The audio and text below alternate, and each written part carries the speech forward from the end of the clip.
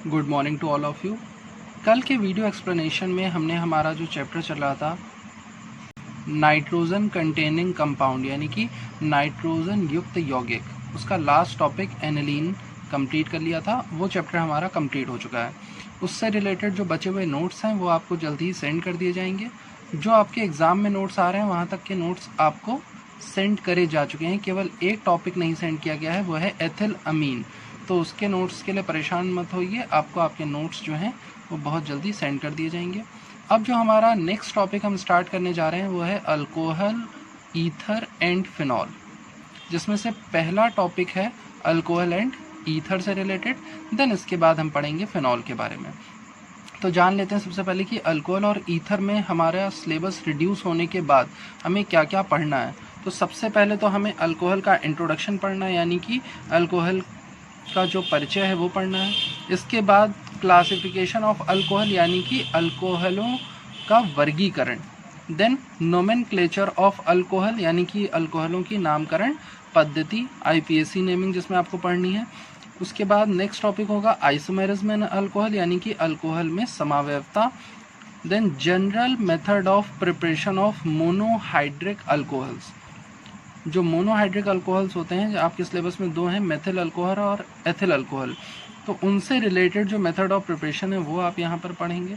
इसके बाद properties of monohydric alcohols यानी कि जो आपके प्राथमिक अल्कोहल होंगे उनके आपको गुण भी पढ़ने होंगे, भौतिक गुण एवं रासायनिक गुण। इसके बाद आता है next topic distinction among primary, secondary and tertiary alcohols. प्राथमिक, द्वितीयक एवं तृतीयक अल्कोहलों में कैसे अंतर स्पष्ट करें, ये हमारा अगला टॉपिक होगा। इसके बाद जो आप ये तीन टॉपिक देख रहे हैं, मेथनॉल यानी methyl alcohol, ethanol ethyl alcohol and some important facts about alcohols, ये तीन टॉपिक जो हैं आपको आपके सिलेबस से रिड्यूस कर दिए गए हैं। लेकिन यहाँ पर मैं आपको एक चीज़ क्लियर कर देता हूँ, जब आप general method of preparation of monohydric alcohol पढ़ेंगे तो वहाँ पर जो मेथड ऑफ प्रिपरेशन है उसमें आप पढ़ेंगे ROH, यानी कि ये होता है जनरल फॉर्मूला यानी सामान्य सूत्र। सभी अल्कोहल्स के लिए यहाँ पर ये ROH जो होता है सामान्य सूत्र होता है। तो आपको जब कभी भी आपसे मिथाइल अल्कोहल के बारे में पूछा जाएगा तो आपको R को किससे रिप्लेस कर लेना है, CH3 से। बाकी जितनी भी आप मेथड ऑफ प्रिपरेशन पढ़ेंगे, आप जो आपका मोनोहाइड्रिक अल्कोहल की प्रॉपर्टीज़ यानी कि गुण पढ़ेंगे, रासायनिक गुण और भौतिक गुण, तो उनमें आपको बस करना ये होगा कि R को CH3 से रिप्लेस कर लेना होगा। और जब आपसे इथाइल अल्कोहल के लिए कहा जाएगा तो आप ROH में R को C2H5 से रिप्लेस कर लेंगे, यानी कि R की जगह आप फॉर्मूले में सूत्र में C2H5 रख देंगे तो आपका फॉर्मूला बन जाएगा इथाइल अल्कोहल का। और जब आप CH3 रख देंगे तो फॉर्मूला बन जाएगा मिथाइल अल्कोहल का। तो वैसे तो ये मेथनॉल और एथेनॉल आपके सिलेबस से रिड्यूस कर दिए गए हैं। रीज़न क्या है, क्योंकि इन दोनों के बारे में ही आपको यहाँ पर बताया जाएगा। ये जो है ये कंबाइंड रिएक्शंस होती हैं इन दोनों की, दोनों ही ये सारे मेथड ऑफ प्रिपरेशन के द्वारा बनाए जा सकते हैं, यानी कि निर्माण की विधियां दोनों में ही समान रहेंगी जो आप यहाँ पढ़ेंगे, और उनकी प्रॉपर्टीज़ भी सेम है। तो आपको ये टॉपिक अलग से नहीं पढ़ने हैं, इसी में ही कंबाइन करके आपको पढ़ लेना है। वो भी कैसे, जैसे आपको बताया गया कि जब आपको ROH के बारे में पढ़ाया जाए तो मेथिल अल्कोहल के बारे में जानने के लिए R को मिथाइल ग्रुप यानी कि CH3 से रिप्लेस कर लेंगे, और जब एथिल अल्कोहल के बारे में आपको रिएक्शंस पढ़नी हो तो R को C2H5 से रिप्लेस कर लेंगे।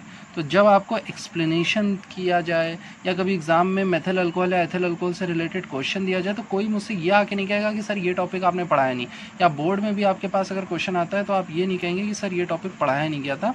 रीज़न ये है कि आपको जो यहाँ पर पढ़ाया गया है तो उसमें ही आपको R की जगह CH3 और C2H5 अपने आप से ही रिप्लेस करते हुए रिएक्शन सीख लेनी है।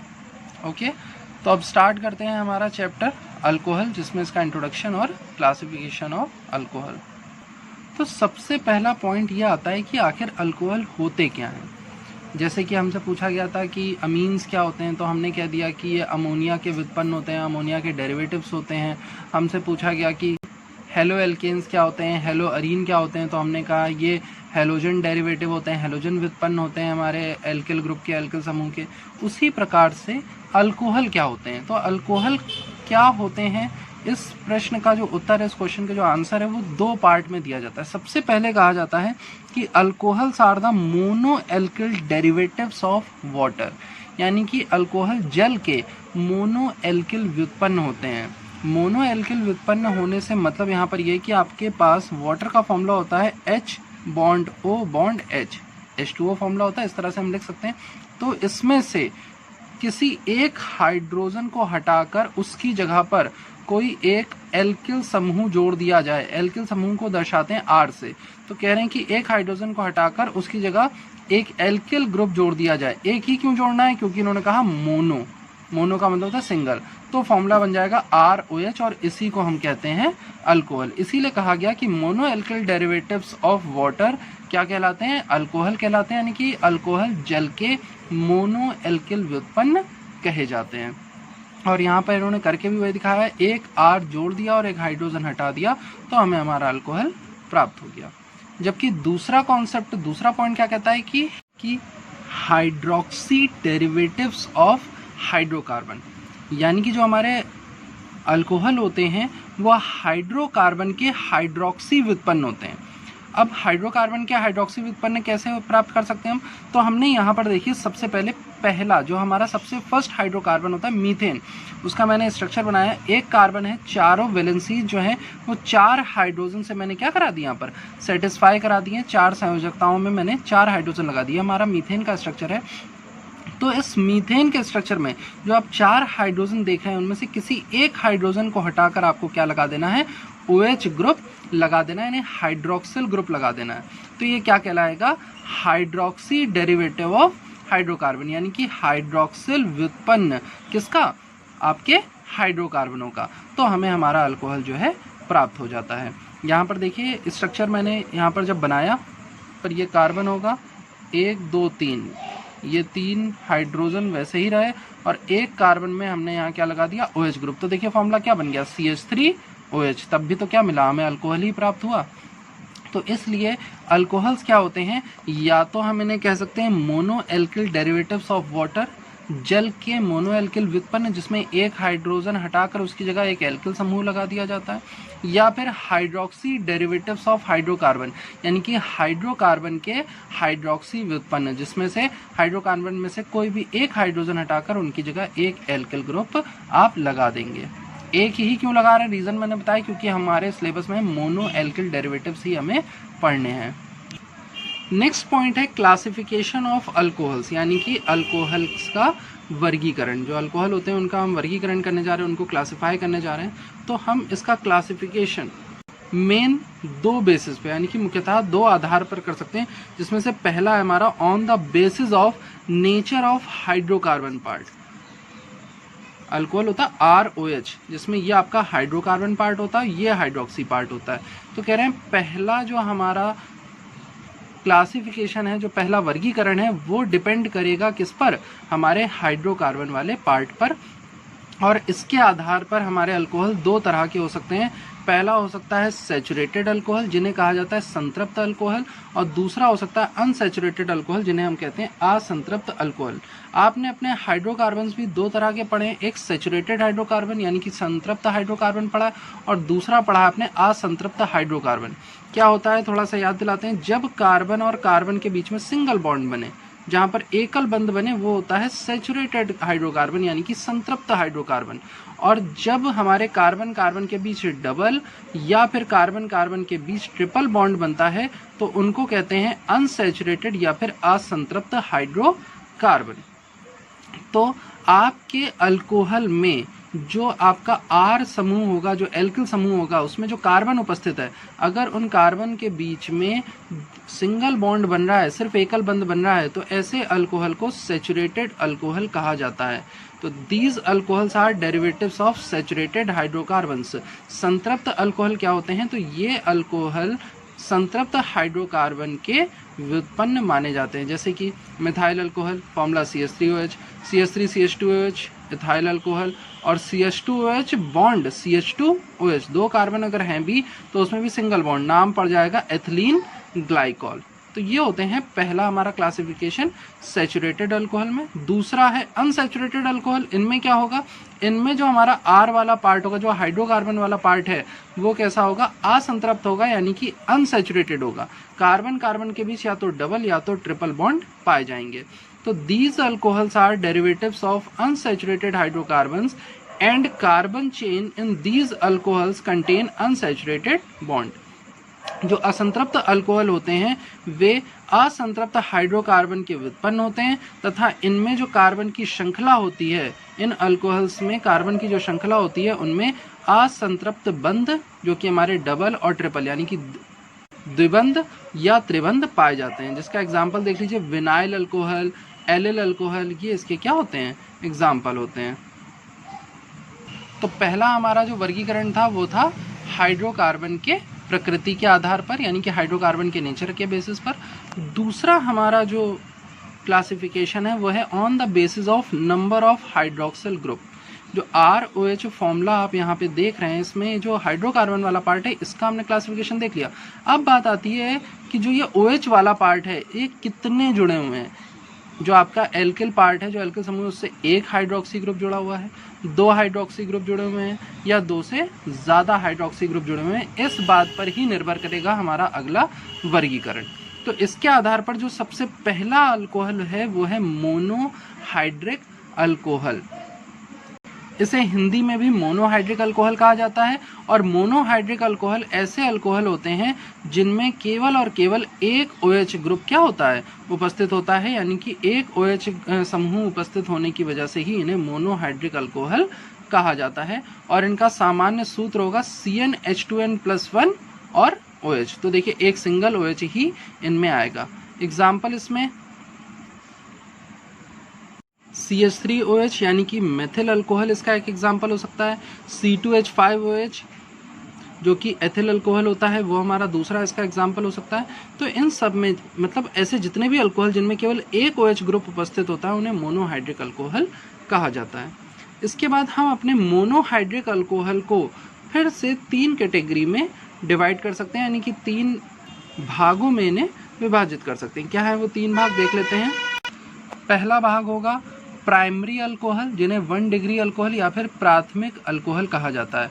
प्राथमिक अल्कोहल में क्या होता है कि जो OH ग्रुप होता है, जो आपका OH ग्रुप होगा वो सिर्फ एक कार्बन से जुड़ा होगा और वो कार्बन कैसा होना चाहिए, प्राथमिक यानी कि प्राइमरी कार्बन होना चाहिए। प्राइमरी कार्बन के संबंध में मैं आपको याद दिला दूं कि प्राइमरी कार्बन किसे कहा जाता था, ऐसे कार्बन जिनसे सिर्फ और सिर्फ एक ही एल्किल ग्रुप जुड़ा होता है, ऐसे कार्बन को प्राथमिक कार्बन यानी कि प्राइमरी कार्बन कहा जाता है। आपको यहाँ पर डिफरेंस समझ में आ जाएगा। देखिए ये एक आपका एक कार्बन है, कार्बन की 4 वैलेंसी होती हैं, जिसमें से एक तरफ तो आपको OH ग्रुप लगाना है, बाकी 3 वैलेंसी में से सिर्फ एक ही वैलेंसी पर आप क्या लगा सकते हैं, कार्बन आपका लगा होना चाहिए। तो ऐसे कार्बन को प्राथमिक कार्बन कहा जाता है। द्वितीयक कार्बन क्या होगा, फिर से देखिए यहाँ पर मैंने यहाँ पर क्या बना दिया, कार्बन बनाया। तो कार्बन के पास 1 2 3 4 वैलेंसी होंगी, जिनमें से एक यहाँ पर क्या हो जाएगा, OH ग्रुप हो जाएगा। बचे 3 संयोजकताएं, 3 वैलेंसी में अब यहाँ पर क्या होगा, 2 जगह कार्बन लगा दीजिए। तो ये आपका कार्बन जो कहलाएगा ये हो जाएगा आपका द्वितीयक कार्बन यानी कि 2 डिग्री कार्बन, क्योंकि इस कार्बन से आपके 2 कार्बन जुड़े हुए हैं, जबकि यहाँ पर इस कार्बन से सिर्फ एक कार्बन जुड़ा हुआ है, इसलिए ये कहलाएगा 1 डिग्री कार्बन। तो अब 3 डिग्री कार्बन क्या हो जाएगा, देखिए ये मैंने कार्बन बनाया, ये मैंने 4 इसकी संयोजकताएं बना दी। एक तरफ तो हमें OH जोड़ना है क्योंकि हमारे अल्कोहल हम पढ़ रहे हैं, और बाकी 3 जो संयोजकताएं, इन तीनों संयोजकताओं में क्या लगा दीजिए, कार्बन लगा दीजिए। तो अब ये जो आपका कार्बन हो जाएगा ये क्या कहलाएगा, 3 डिग्री कार्बन यानी कि तृतीयक कार्बन कहलाएगा। तो इसी के आधार पर जो हमारे अल्कोहल होंगे, मोनोहाइड्रिक अल्कोहल होंगे, वो भी प्राथमिक, द्वितीयक एवं तृतीयक 3 हो सकते हैं। प्राथमिक अल्कोहल समझ गए आप, जिसमें कार्बन, जिस कार्बन से OH ग्रुप जुड़ा हुआ है वो कैसा होना चाहिए, प्राथमिक कार्बन होना चाहिए। जिसके एग्जाम्पल में मिथाइल अल्कोहल, इथाइल अल्कोहल या आइसोब्यूटिल अल्कोहल, ये सब जो हैं आपके एग्जाम्पल होते हैं। एंड सेकेंडरी अल्कोहल यानी कि द्वितीयक अल्कोहल में क्या होगा कि जिस कार्बन से OH ग्रुप जुड़ा हुआ है उस कार्बन से 2 अन्य कार्बन क्या होंगे, जुड़े होंगे। तो ऐसे कार्बन को द्वितीयक कार्बन यानी कि सेकेंडरी कार्बन कहा जाता है, और ऐसे अल्कोहल्स को द्वितीयक अल्कोहल कहा जाएगा।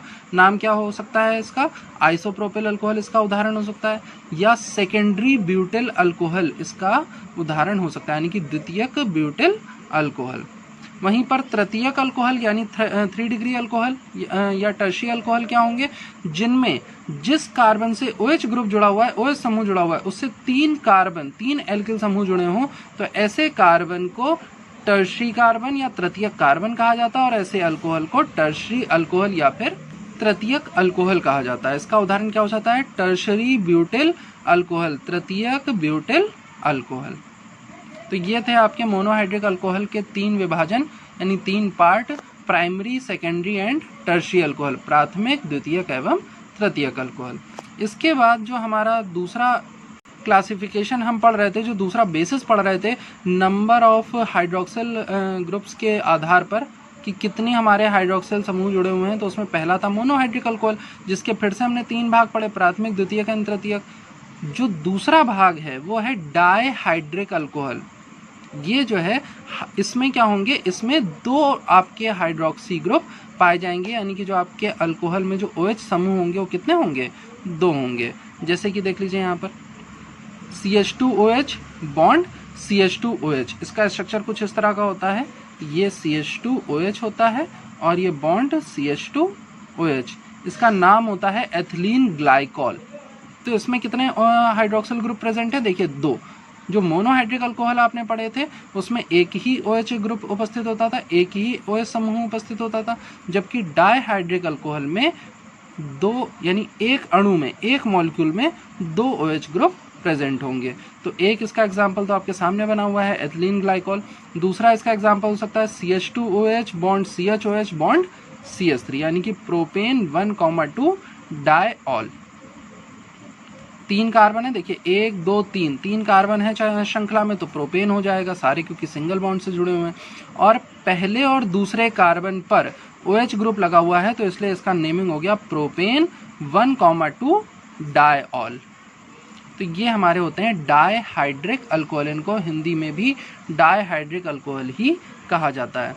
इसके बाद जो हमारा तीसरा जो हमारा वर्गीकरण है वो है पॉलीहाइड्रिक अल्कोहल। पॉलीहाइड्रिक अल्कोहल में क्या होगा कि जब हमारे एक ही अणु में, एक ही मॉलिक्यूल में 2 से ज़्यादा OH ग्रुप उपस्थित हो, 2 से ज़्यादा आपके हाइड्रोक्सिल ग्रुप प्रेजेंट हो, हाइड्रोक्सिल समूह उपस्थित हो, तो ऐसे अल्कोहल को पॉलीहाइड्रिक अल्कोहल या पॉलीहाइड्रोक्सी अल्कोहल कहा जाता है।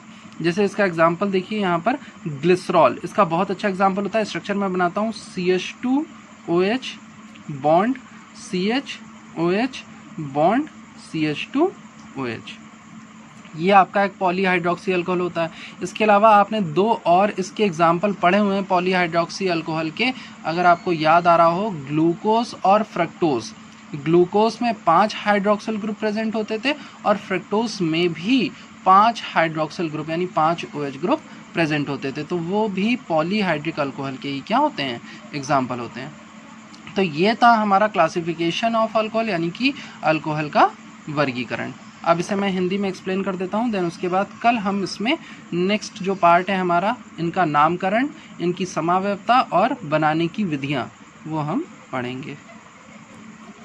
तो अल्कोहल में सबसे पहला पॉइंट था इसका परिचय। परिचय में आपको बताया गया कि अल्कोहल क्या होते हैं। तो अल्कोहल क्या होते हैं का उत्तर हम 2 तरह से दे सकते हैं। सबसे पहला, अल्कोहल को जल के मोनो एल्किल व्युत्पन्न माना जाता है, यानी कि जो जल का सूत्र होता है HOH, इसमें से आप किसी एक हाइड्रोजन को विस्थापित करके उसकी जगह अगर आप एक एल्किल समूह लगा दें तो आपको सूत्र मिल जाएगा ROH, और आपको आपका जो अल्कोहल है वो प्राप्त हो जाता है। एल्किल जो समूह है उसके लिए मैंने आपको बताया R की जगह आप CH3 या C2H5 क्या कर सकते हैं? लगा सकते हैं। अगर आप CH3 लगाएंगे तो आपको मिलेगा CH3OH, C2H5 लगाएंगे तो C2H5OH आपको प्राप्त हो जाएगा।